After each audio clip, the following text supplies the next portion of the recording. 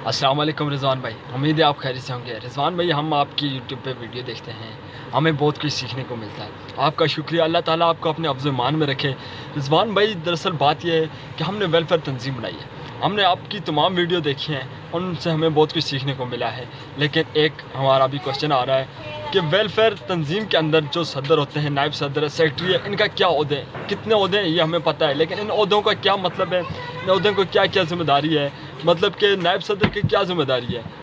Secretary की क्या ज़िम्मेदारी है, इनके बारे में हमें थोड़ी तफसील मिल जाए, रहनुमाई चाहिए सर। अल्लाह ताला आपको अपने अफ़्ज़ ईमान में रखें, खुश रहें। अस्सलाम वालेकुम। अच्छा, ये भाई ने अभी सवाल किया क्योंकि मेरी बहुत सारी वेलफेयर पे वीडियोस पहले भी हैं। तो इनका सवाल ये था कि सदर, नायब सदर, जनरल सेक्रेटरी यानी इनकी ड्यूटियां क्या होती हैं। ठीक है, बेसिकली वेलफेयर तंजीम जो होती है उसके अंदर यानी ओहदे दिए जाते हैं सदर का, नायब सदर का और सेक्रेटरी का। असल मकसद ये होता है यानी तरीक़ाकार ये होता है, जो आपका जो सदर होता है यानी तंजीम का जो सदर होता है वो बेसिकली पूरी तंजीम को चलाने का यानी उसको इख्तियार होता है। जिस तरह से आप कोई भी एक नई कंपनी बनाते हैं तो उसका एक कोई ना कोई मालिक होता है, तो वो मालिक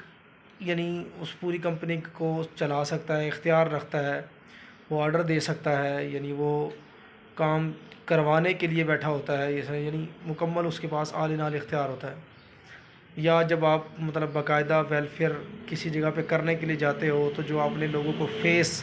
शो करना होता है, यानी जिसको लोग यानी लोगों के अंदर जिसको मुतारफ़ करवाना होता है, जिसकी पहचान करवानी होती है जिस बंदे की उस तंजीम के अंदर,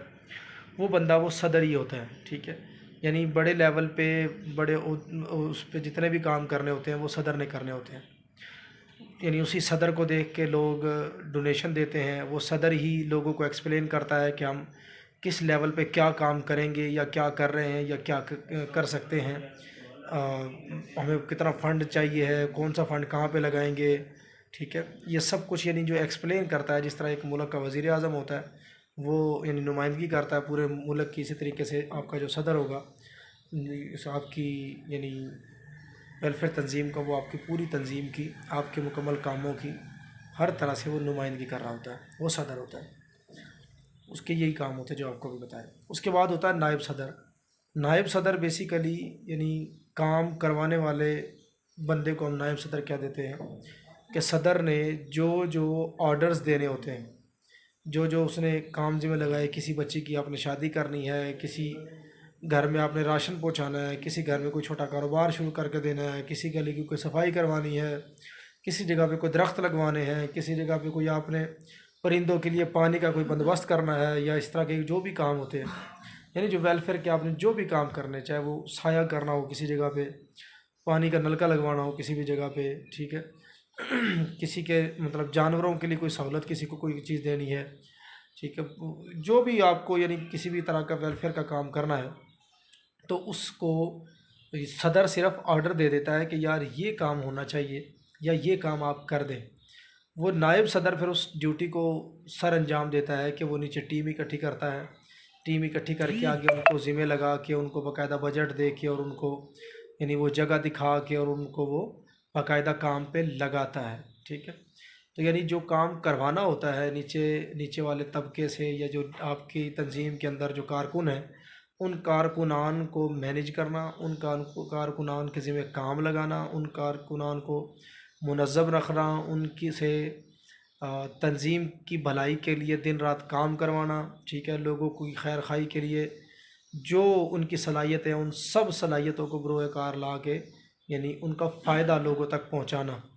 ये पूरी ड्यूटी नायब सदर की होती है। ठीक है जी, यानी सदर सिर्फ ऑर्डर देगा, नायब सदर नीचे अपनी टीम से काम करवाता है, ख़ुद काम नहीं करता लेकिन अपनी टीम से काम करवाता है। बाज़ औक़ात ख़ुद भी वो लोगों को सिखाता है कि यार ये काम इस तरह से करना है, ख़ुद करके दिखाता है और फिर वो लोग उसके नीचे काम करते हैं। उसके बाद आता है आपका जनरल सेक्रेटरी, यानी जो आपका जनरल सेक्रेटरी होता है इस तंजीम के अंदर, वो जनरल सेक्रेटरी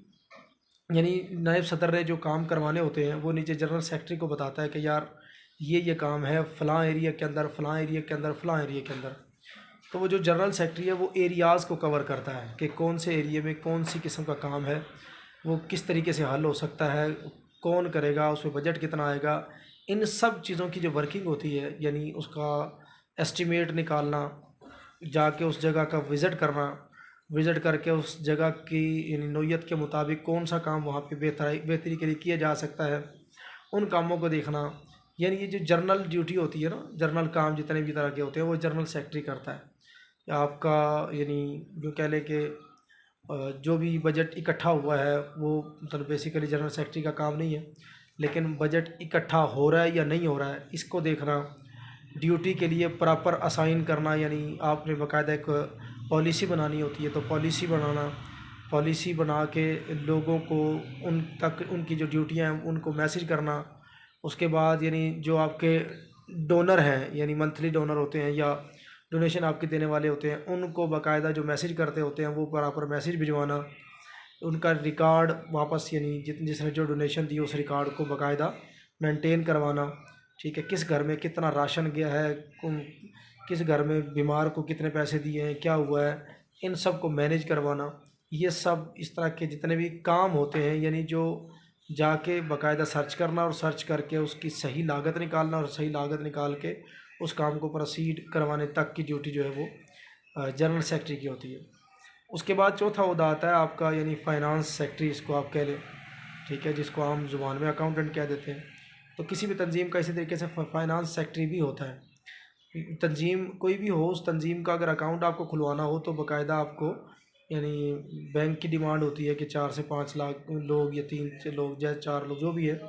یعنی کئی جگہ پہ 7 لوگ کی ڈیمانڈ بھی ہوتی ہے تنظیم کے حساب سے، تو وہ اتنے لوگوں کا ایک مشترکہ اکاؤنٹ کھلتا ہوتا ہے اور وہ اس تنظیم کے نام پہ کھلتا ہوتا ہے۔ یعنی وہ جو اکاؤنٹنٹ آپ کا ہوگا، فائنانس یعنی سیکرٹری جو ہوگا، وہ خود سے فیصلہ نہیں لے سکتا، وہ خود سے کوئی اس طرح کا کام نہیں کر سکتا، اس کو کروانا پڑتا ہے۔ یعنی وہ بجٹ کے حوالے سے وہ خود اکیلا اکاؤنٹ نہیں کھلوا سکتا جا کے، بلکہ وہ پوری تنظیم کے 5-6 لوگ ہوں گے، لیکن ہیڈ اس کو فائنانس سیکرٹری کو بنا دیا جاتا ہے کہ وہ جب چاہے یعنی 2 لوگوں کے سگنیچر کروا کے چیک کے اوپر جا کے پیمنٹ نکلوا سکتا ہے، پیمنٹ جمع کروا سکتا ہے، اور جو پیمنٹ آتی ہے اس کا باقاعدہ وہ چیک اینڈ بیلنس رکھتا ہے کہ کتنی پیمنٹ آئی ہے، اس کا پورے کا پورا ریکارڈ رکھتا ہے، کمپیوٹرائز ہو چاہے وہ رجسٹر پہ ہو، ایک ایک پیسہ جو خرچ کیا جاتا ہے اس کا سارا ریکارڈ رکھتا ہے، کس نے کب کتنے پیسے دیے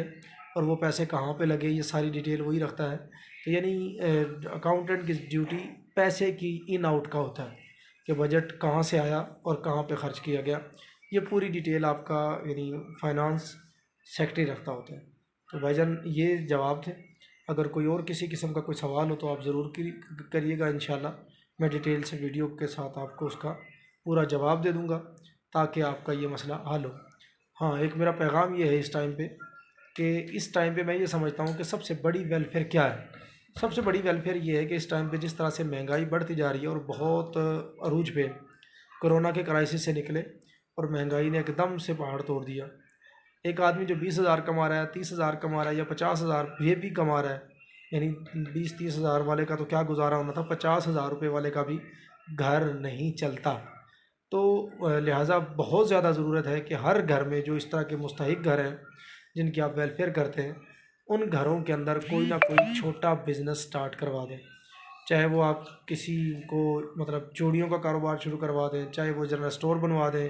چاہے آپ مطلب گارمنٹس کا کوئی چھوٹا موٹا کام کروا دیں، چاہے کاسمیٹکس کی کوئی چیز رکھوا دیں،